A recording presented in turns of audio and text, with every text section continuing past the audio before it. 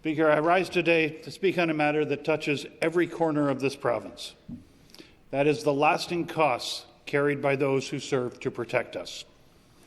Not all who put themselves in harm's way wear the same uniform, serve the same hours, or work for the same paycheck, but they share a common thread. When duty calls, they answer. And when duty causes illness, their families often answer too, quietly and without necessarily the recognition or support that they deserve. Speaker, I'm asking my colleagues today to support the following motion: that in the opinion of this House, the Government of Ontario should explore eligibility criteria under the Constable Joe MacDonald Public Safety Officers Survivor Scholarship Fund to include the availability of post-secondary scholarship funds for eligible family members of full-time, part-time, on-call, and volunteer public safety officers whose deaths have been attributed to duty-related illnesses as well as deaths directly in the line of duty. Madam Speaker, before I get to the rationale behind this, I want to talk about two remarkable men. One to remind this House of this fund's namesake, and the other to explain why a change is needed. Constable Joe MacDonald was a proud Sudbury Regional Police officer whose life was taken far too soon in 1993, during what began as a routine traffic stop while he was on general patrol. He was 29 years old, a young husband, father, and an officer, just beginning what was looking to be a lifetime dedicated to service. Those who knew Joe described him as a leader who carried himself with honor, showed fairness, and believed in his community. Joe was the kind of officer who saw his job not only as enforcement, but as protection, the kind rooted in compassion and responsibility. He was the officer people called when life went sideways, because he was known to step forward when others stepped back.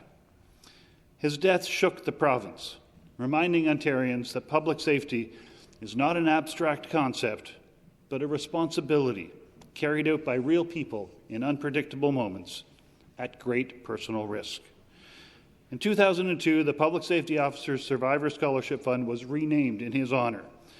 The Constable Joe MacDonald Memorial Scholarship was designed to give the children and the spouses of fallen public safety officers a path forward, ensuring that tragedy would also not mean the end of opportunity. The fund carries a vow from Ontario. That is that when a public safety officer loses their life in service to this province, their family and their children will not walk alone in the aftermath. The province will invest in their future in a meaningful and tangible way. Since its creation, the fund has assisted families with support for tuition, textbooks, and living expenses, school-related expenses, following a line-of-duty death. It remains a steady reflection of the province's appreciation for service, sacrifice, and duty, honouring families by helping them build a future not defined by loss, but supported by community, recognition, and care. Madam Speaker, we may not see every personal story from this fund, but we see its purpose clearly. Stability in the midst of grief, a signal that service-related loss deserves more than symbols. It deserves support. And Speaker, that brings me to the second man whose story helped lead to this moment today. In 2023, a firefighter walked into my constituency office. His name was Captain Peter Hayes, Pete.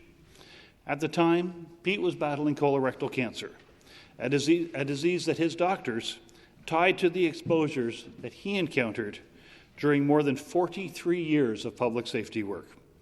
He had 41 years with provincial corrections and 30 years with Greater Napanee Fire and 7 years with Stone Mills Fire Services. Pete believed deeply that service-related cancer should be recognized in the same way for all firefighters, regardless of age or classification. He raised that issue with honesty and with clarity. And while Ontario had begun expanding definitions and coverage for work-related illnesses through the Working for Workers legislations, the enhanced eligibility criteria for his own support did not reflect those expanded definitions at the time. Not because his illness wasn't duty-related, but because the eligibility rules, until recently, placed age-based limits on that access. Captain Hayes lived to see those age-based exclusions removed for firefighters seeking presumed diagnosis coverage. That was progress, Madam Speaker, real progress. But tragically, on August 21st, 2025, Captain Peter Hayes passed away, his illness attributed to duty-related exposures.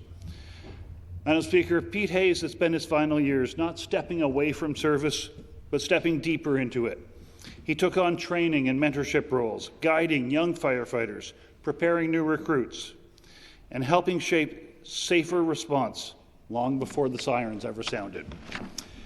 His life reminds us that occupational illness can be just as duty-caused, just as lethal, and just as devastating to families as sudden tragedy. Madam Speaker, if I may speak on a personal note for a moment, this is not an abstract policy conversation for me. My father served as a firefighter, and my son now serves as a firefighter as a young father himself.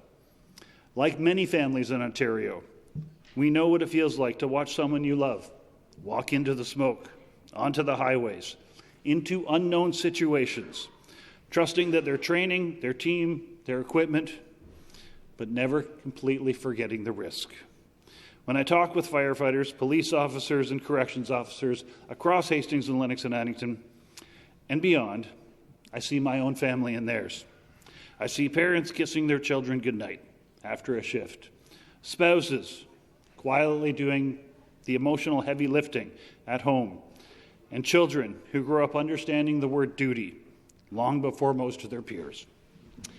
Yet while Ontario broadened coverage for duty-related illnesses, legacy support for the families has not kept pace in every aspect.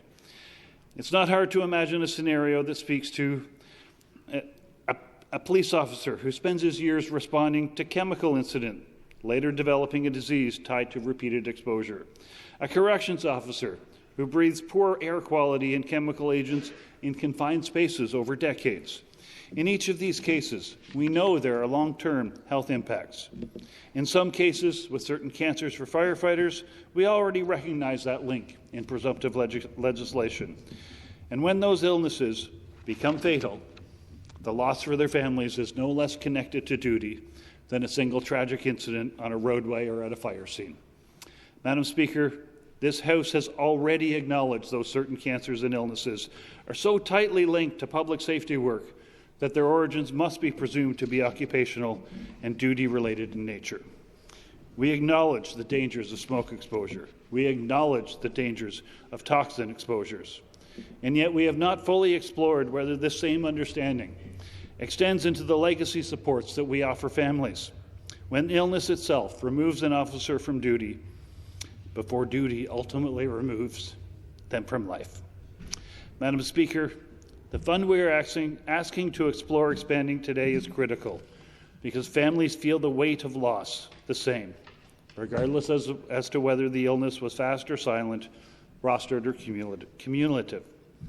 And we know, Madam Speaker, that this concern is not held by families alone. We have already heard from fire service leaders and municipal partners who understand the realities of duty-related illness and who support examining this gap. They recognize that when we send people into dangerous situations, on behalf of the public, we assume a responsibility not only to those individuals, but to the families who stand behind them. Their letters and their conversations have been clear to me. The principle behind this fund is sound, and it's time to ensure that its reach reflects what we now know about occupational disease. Madam Speaker, this motion does not ask for automatic eligibility today. It asks for an exploration.